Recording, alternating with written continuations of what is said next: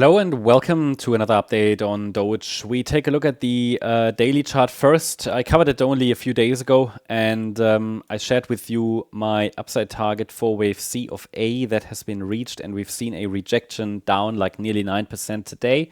So we want to take a look at the smaller time frame as well to get some clarity.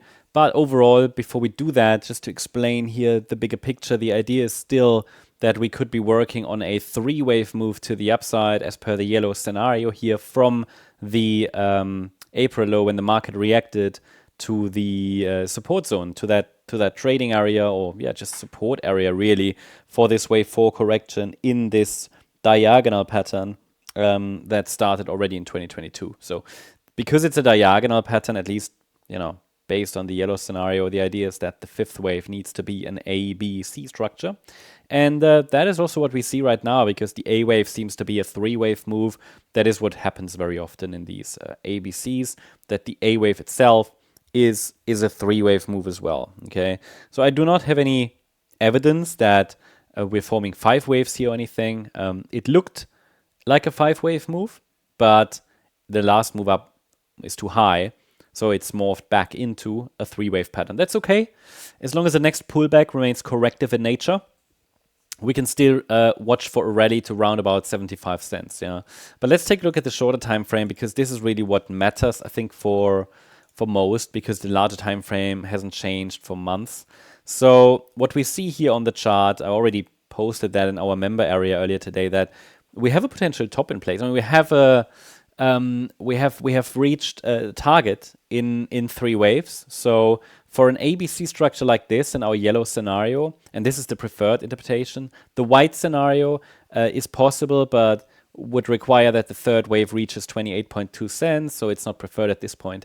But in the yellow scenario, we've reached that target zone. So that's the standard target zone for a C wave within an A wave. Okay, it's between the 100% extension and the 161.8 extension.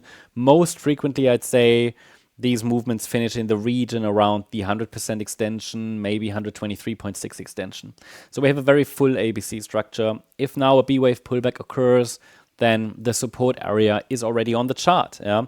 And the move down could unfold again as an ABC structure. So that's what I'm watching for. Potentially targeting the area between 15 cents and 19.9 cents. So that's what I'm watching, and then that basically means that over the coming, I don't know, week or so, couple of weeks, it could do this.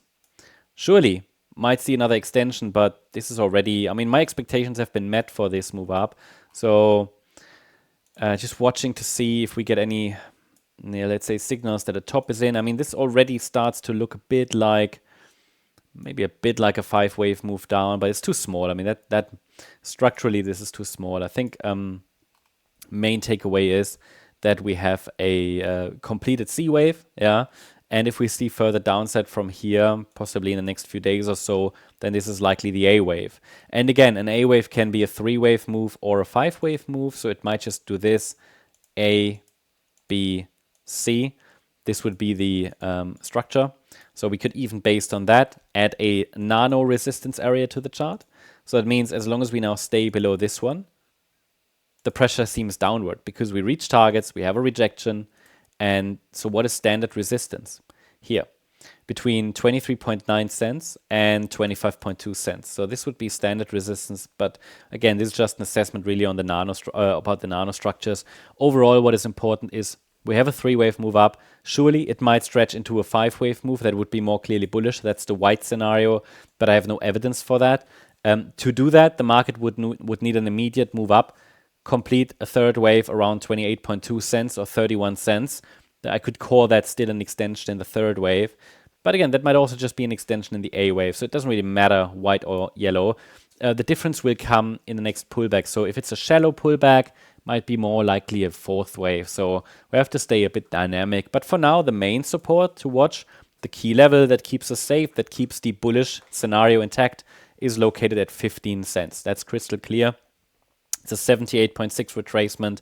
We have to avoid a decisive break below that level to keep the overall upside expectations intact. Yeah.